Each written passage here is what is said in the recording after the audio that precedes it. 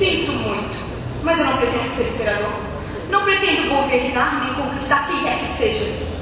Gostaria de ajudar, se possível, todos. Judeus, não judeus, negros e brancos. Todos nós queremos ajudar uns aos outros. Os brasileiros são assim. Queremos viver para a felicidade do próximo e não para o seu infortúnio. Porque havemos de odiar e desprezar uns aos outros. Nesse mundo há espaço para todos. A terra é boa e rica, pode prover todas as suas necessidades. O caminho da vida poderia ser livre e belo, mas nós nos perdemos.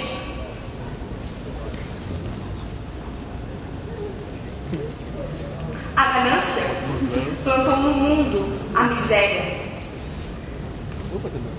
Levantou no mundo as muralhas do ódio e tem nos feito marchar a passos de ganso para a miséria e os confinados.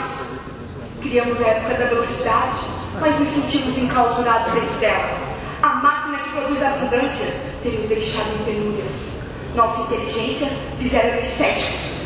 Nosso conhecimento rígidos e cruéis. Pensamos muito, sentimos pouco.